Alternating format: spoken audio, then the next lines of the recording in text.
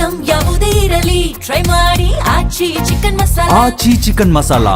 BBMP ನಿವೃತ್ತ ನೌಕರ ಪರಮೇಶ್ವರಯ್ಯ ಆತ್ಮಹತ್ಯೆ. ಬೆಂಗಳೂರಿನ ಕೋರಮಂಗಲದ ಮನೆಯಲ್ಲಿ ನೇಣಿಗೆ ಶರಣು.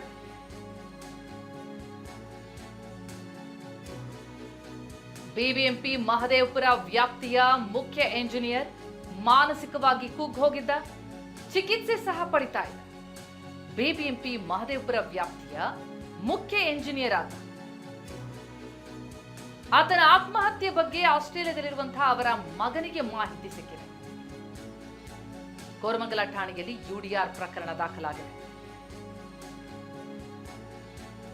ತನಿಖೆಗೆ ಹೆದರಿ ಆತ್ಮಹತ್ಯೆಗೆ ಶರಣಾದ್ರ ಪರಮೇಶ್ವರಯ್ಯ. ಬಿಬಿಎಂಪಿ ನಿವೃತ್ತ ನೌಕರ ಅವರು. ಕೋರಮಂಗಲ ಠಾಣೆಯಲ್ಲಿ ಯುಡಿಆರ್ ಪ್ರಕರಣ ದಾಖಲಾಗಿದೆ. ಸಿಬಿಐ ತನಿಖೆಗೆ ಹೆದರಿ ಪರಮೇಶ್ವರಯ್ಯ ಆತ್ಮಹತ್ಯೆ ಮಾಡಿಕೊಂಡಿರುವಂತಹ ಶಂಕೆ ವ್ಯಕ್ತವಾಗ್ತಾ ಇದೆ. 2021ರಲ್ಲಿ ಗುತ್ತಿಗೆದಾರ ಅನಿಲ್ ಮನೆ ಮೇಲೆ ಐಟಿ ದಾಳಿಯಾಗಿತ್ತು.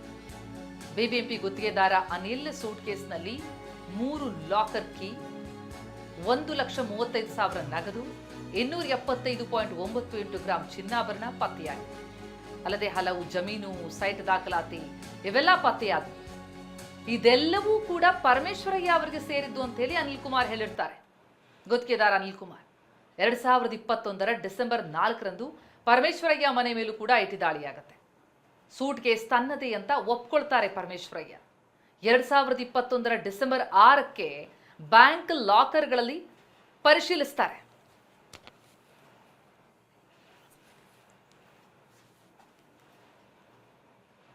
ಬಿಬಿಎಂಪಿ ನಿವೃತ್ತ ನೌಕರ ಪರಮೇಶ್ವರಯ್ಯ ಆತ್ಮಹತ್ಯೆ. ಬೆಂಗಳೂರಿನ ಕೋರಮಂಗಲದ ಮನೆಯಲ್ಲಿ ನೇಣಿಗೆ ಶರಣು.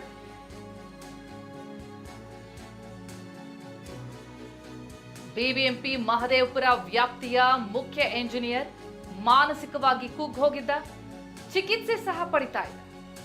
ಬಿಬಿಎಂಪಿ ಮಹದೇವಪುರ ವ್ಯಾಪ್ತಿಯ ಮುಖ್ಯ ಎಂಜಿನಿಯರ್ ಆತನ ಆತ್ಮಹತ್ಯೆ ಬಗ್ಗೆ ಆಸ್ಟ್ರೇಲಿಯಾದಲ್ಲಿರುವಂತಹ ಅವರ ಮಗನಿಗೆ ಮಾಹಿತಿ ಸಿಕ್ಕಿದೆ. ಕೋರಮಂಗಲ ಠಾಣೆಯಲ್ಲಿ ಯುಡಿಆರ್ ಪ್ರಕರಣ ದಾಖಲಾಗಿದೆ. ತನಿಖೆಗೆ ಹೆದರಿ ಆತ್ಮಹತ್ಯೆಗೆ ಶರಣಾದ್ರ ಪರಮೇಶ್ವರಯ್ಯ. ಬಿಬಿಎಂಪಿ ನಿವೃತ್ತ ನೌಕರ ಅವರು. ಕೋರಮಂಗಲ ಠಾಣೆಯಲ್ಲಿ ಯುಡಿಆರ್ ಪ್ರಕರಣ ದಾಖಲಾಗಿದೆ.